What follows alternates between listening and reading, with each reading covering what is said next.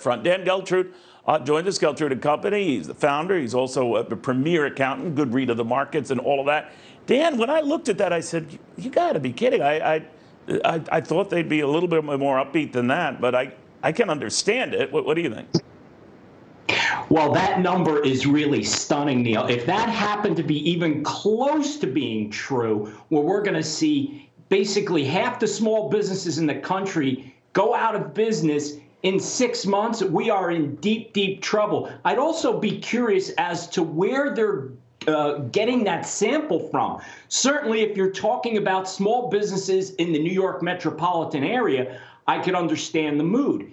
Just yesterday, New Jersey Governor Phil Murphy signed an executive order extending the health care emergency for another 30 days. Right. So now you're talking about in the state of New Jersey, you're going to be going out until June 15th until we even start some process to getting back to normal. This is devastating for businesses across the state. Because remember, Neil, once we start the process, it's not a light switch. There's going to be a ramp up for businesses to get back to normal. It's not going to happen overnight. It's going to take quite a bit of time for us to get there.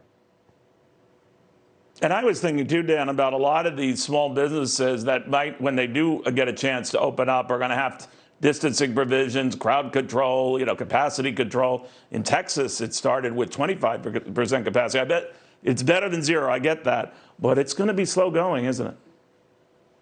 Yes, it is. But, Neil, you have to start that process today. Sooner or later, we have to jump into the deep end of the pool. And I'm not trying to downplay the seriousness of the virus or be insensitive to people who are sick and people who have passed from this. It's no doubt serious. However, we have to find a balance between the health of the nation and the health of the economy, because we are going to get past this virus and we will still be feeling the effects of what's happened to our economy. There's no question about it. Real quickly, I was speaking to a doctor earlier in the show who says, we'll have a spike in cases. We hope it's contained, but we'll have a spike in cases. Is the market ready for a spike in cases?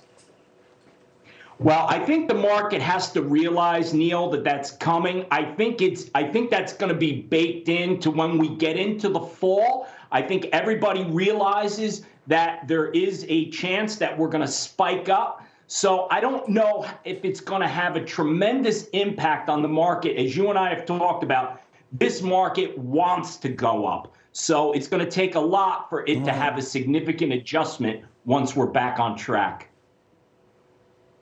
Dan, thank you, my friend, very much. Dan Geltrude, the man who crunches the numbers better than a lot of people I know. All right, we're going to have a virtual forum on this to give you a chance to get a sense of where we're going with this, with optimism.